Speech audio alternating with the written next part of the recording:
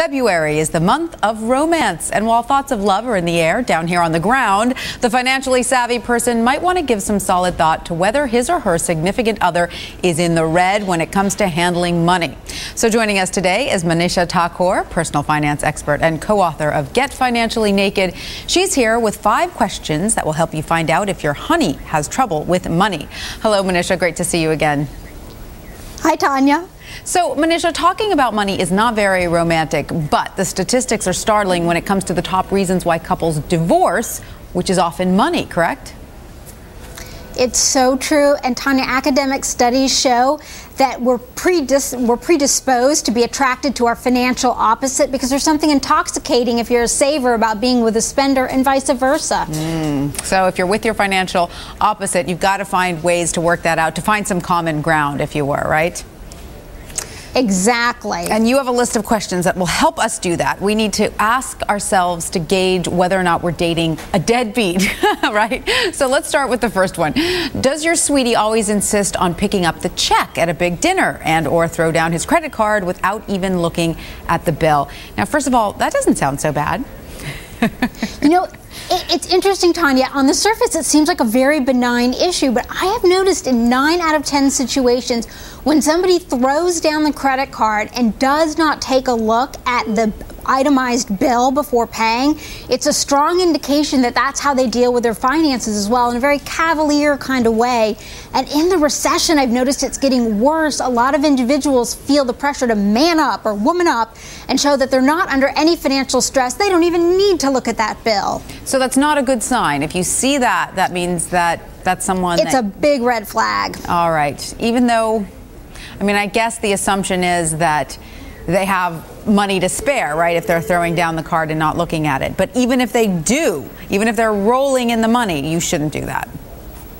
Right, and what I guess the point that I'm trying to make here is that on the surface it may seem like, wow, this is a really kind, generous person, but underneath that is this bizarre red flag, because what I've observed is financially fit people, no matter how much money they have or don't have, almost always routinely look down the bill and make sure that everything is in order before they hand over that credit card. And that's why it's such a telltale sign. All right. So it's a great thing to look out for. The next question to ask yourself, does he or she have a large but sparsely furnished apartment or home? All right. I get this.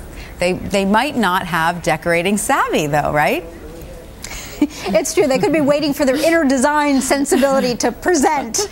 But there's a wonderful book that I recommend everyone read. It's called The Millionaire Next Door. And in it, the author highlights a phrase we use down here in Texas: big hat, no cattle.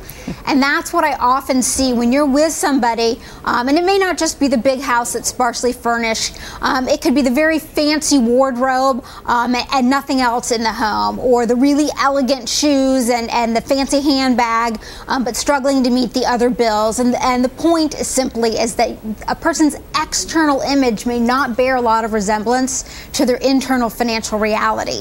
So does this mean, like, let's say your sweetie is like that, let's say your sweetie is all flash and no substance, does this mean this relationship just won't work, or is there a way of working through this? I think it's something that you have to address head on and talk about it, and it's going to be a really awkward conversation. Right. It's like pointing out that you've got something green in between your teeth, but it's permanent. Yeah, no, it might not go over too well. All right, so the third question you want to ask yourself is, does your sweetie avoid answering calls on his or her phone? Okay, I think I know where you're going with this. Bill collectors, right? Right. You know, it's possible it could be mom checking in to see how the day or perhaps the date is going. But more and more, we're starting to see people going into collections and people you might not ever expect. And so if you're seeing some odd behavior and there's a lack of discussion around it, I'm not trying to encourage a suspicion and spy-like behavior when it comes to your sweetie, but that may be a signal that it's a topic that you need to put out there. There's something going on that you should be discussing. But of course, they could just also be extra polite, right? Nobody likes to have their sweetie answer the phone in their presence all the time either, right?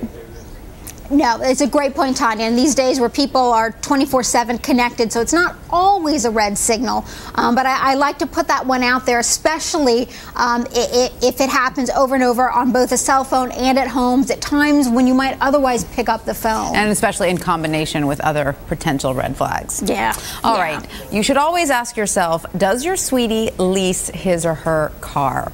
Is that a bad or a good thing? You know, I'd argue it's a bad thing, and the reason for this is the whole premise behind leasing is, hey, you can get more car than if you actually bought it outright. Well, anytime somebody tells you you're going to get more for less, your tentacles should go up. And one of my favorite financial gurus, Dave Ramsey, says it shouldn't be called leasing. It should be called fleecing, because that's what's happening to you financially.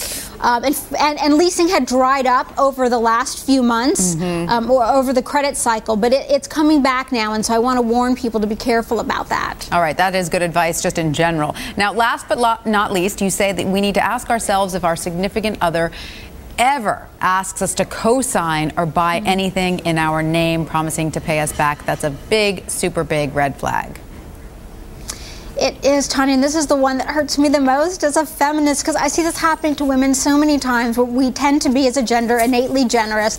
People need help, we want to help, but oftentimes what's happening is that we're giving funds to somebody that's using them for improper purposes. Yeah, no, that is definitely not something that you want to do before you're married, correct?